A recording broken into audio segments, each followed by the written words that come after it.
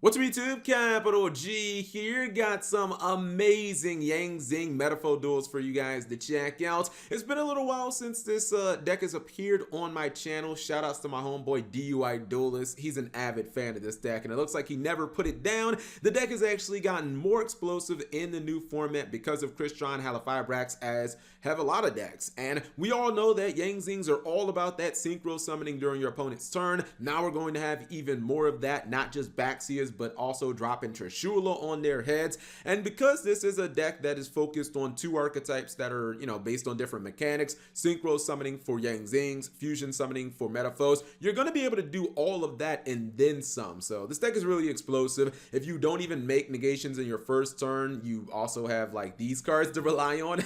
People forget when you play Yang Zings, you get two Infernity Barriers that you can potentially run. It's so insane. So you guys will see turn one.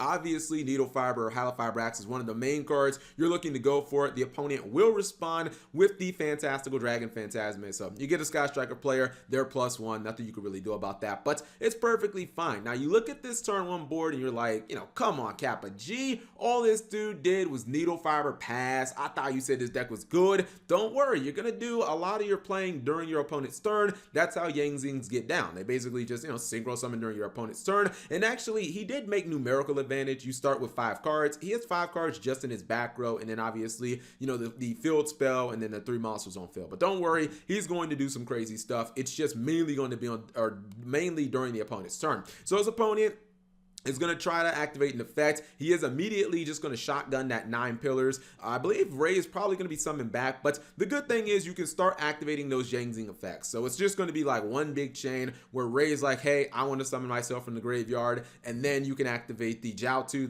that got blown up. The Chi Wen, since the Yang Zing monster got blown up, is going to activate, and all of this can be you can use Metaphor's counter in addition to all of this. So I believe he's going to do that, and then his opponent is going to use DD Crow as chain link. I guess this is 5 looking to banish the Chi Win, but it's going to be a DD no, as we're going to hit him with that Zephyr Divine Strike. So you guys, 2 counter traps basically used in the span of just a couple of chains. Most decks would not be able to do that, so just really nice to have that. Now his opponent is going to use Widow Anchor because right now it looks like he wanted to just go ahead and synchro summon with BN, but obviously you can stop that effect and it's a hard once per turn. So he is going to hit him with the copy of Widow Anchor, but here's the problem. You can still use the Needle Fiber, the Halifabrax. You can still activate its effect since his opponent did. Now, well, this is a new chain, but you can activate Halifabrax's effect. You can go for Desert Lotus. You can take a card out of your opponent's hand, and this card still gives you the ability to synchro summon during your opponent's turn, which is kind of crazy. So you guys are going to see right here,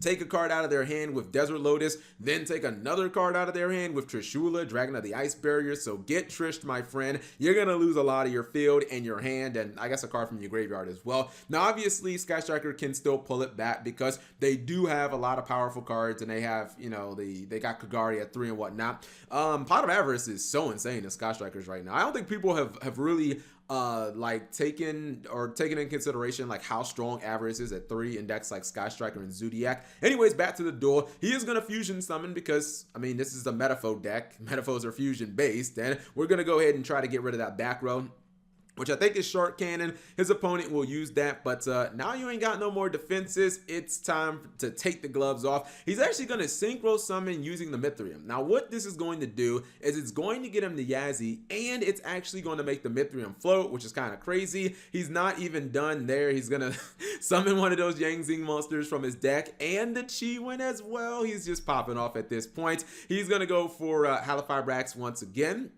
Then he's going to go in for Appaloosa, so Ray will probably not use her effect again, or if she does, it's just going to get negated. He's going to use Baxia here, and watch how this is going to play out, right? So Ray used the effect. I guess it doesn't matter if you use it or not. It's all honestly the same. He's actually going to use the Baxia for a link material for the 10-Yi Link 2. This is the one that can actually summon Baxia right back from the graveyard, so that's actually pretty neat. I've never seen that. He's going to blow up the Jiaotu. That gets him a monster from the graveyard and lets the Jiaotu float into a bigger beater, and that is enough for an easy OTK. His opponent had the the afterburner in hand, which actually could have killed all of these monsters. Well, it could have killed one of them, but doesn't even matter if you don't end up getting a turn. Yeah, that was pretty damn explosive. Let's see what we got in our second duel. Yes, this one is actually against the Mermail Atlantean deck, and the Mermail player is gonna throw a lot of stuff at this guy, but you know, Appaloosa is a hell of a card, and you can make Appaloosa fairly easily in this deck, especially if you're able to get like Jiaotu off. If your opponent uses something like Ash on Jiaotu, then you know you might be in a bad situation. But luckily, he's got the Jiaotu, and I think he is going to. Now I'm not sure if he's going to use the effect or not. I guess we'll wait and see. Anyways, he does have the counter trap, the 9 pillars, which is looking super good right now. He's going to go ahead and use the Shaman. He's going to bring back Baxia. He's going to use the effect of Baxia to bring the Jiaotu out, and now he's going to go for Appaloosa again. Man, Halifibra, this card is so damn strong. Why did they make this card? The fact that it can always just take a card out of your opponent's hand with Desert Lotus is insane. And then in this deck, as we saw in the first duel, you can also trish your opponent. So he's gonna go Moray Agreed into Moray Agreed, but these Atlantean and these Mermail effects, dude, Appaloosa just absolutely destroys these cards, especially the search or the effect of like Dragoons. Now, luckily, he did eat up all of this guy's Appaloosa, you know, negations, and he still has the Deep Sea Diva normal summon.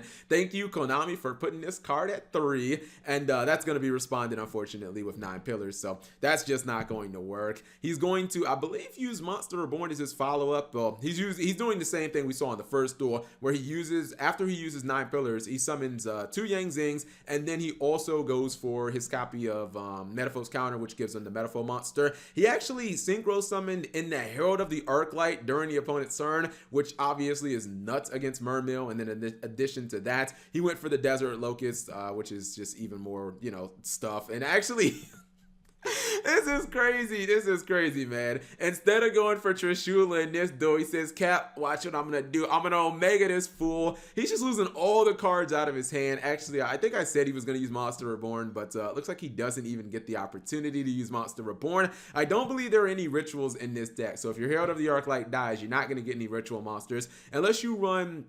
What's that one card, Solaris? The one that stops targeting like the hand trap ritual monster. Anyways, let's go ahead and check this deck list out. I've actually seen the deck. It's pretty damn crazy. It's like 50 cards, I believe, if I'm not mistaken. Yep, this is what the deck list looks like on paper. It's definitely changed. You know, obviously this was not in there before, but there are just there's really cool things that you can do. Now, the Metaphor lineup and the Yang Zing lineup, I do not believe has changed, and that is a majority of the cards in here. But yeah, some of the stuff has been added, like Magician Souls, if you want to make this deck not budget friendly at all. We got some Dino Wrestlers in here. You're going to run Zephraf just because it has so much synergy with the Zephrani, and Zephrani is such a ridiculous card because when you Pendulum Summon it, you get your counter traps. And actually, hold on, I feel like we're missing, yeah, Zephyr, you know what, I'm going to add that in. Zephyr Divine Wrath was definitely used. Oh, why can't I can't find Zephyr Divine. There we go. Zephyr Divine Wrath was definitely used in the first duel, so I'm not exactly sure why it's not in here. Maybe I accidentally ended up taking it out, or maybe maybe he added it in, or maybe he took it out for something else, but it's fine. I would definitely run both of these cards because I feel like if you open with both of them, there's almost no chance that you can lose. You could probably take out something a little less gimmicky. Obviously, Heatwave can be a strong card against like combo decks, but if you play against any control deck where they have a lot of trap cards and they can kind of make it through your first turn just fighting you with their back row, this card might not do it. So maybe we take out a copy of Heatwave and we you know, we get the Zephyr Divine Strike in there because it's probably a much more consistent card, and you know, it can be a card that obviously works during your opponent's turn as well. But yeah, if you guys are interested and playing this build, of course, it will be in the description below. Thank you guys for watching as always. If you guys did enjoy the video, please give the video a thumbs up. That way YouTube shows it to somebody who isn't you, because they ain't gonna show this video to nobody if you don't give it a thumbs up. Thank you guys for watching as always. Subscribe if you have not already, and turn on that notification bell for daily videos. And actually, one last thing. I mean, we're close to 10-minute ad revenue anyway, so I might as well throw this in here. I couldn't help notice the Dino Wrestler, and I was really trying to figure out why this is in there. My only reason, or the best thing that I could come up with, is this is just supposed to be a monster that does not eat up your normal summon that happens to be a tuner. So I'm guessing that the whole reason you're playing this is just to get to Crystron Halifibrax to make it a little easier. I guess the same could be said with something like the Tenyi Spirit Vishuda. These are just cards that are, I guess, generically good, like if you're going second potentially, but they can also be used for your core combo, getting you to needle fiber a little easier if you are happening to go first and you do open with these cards.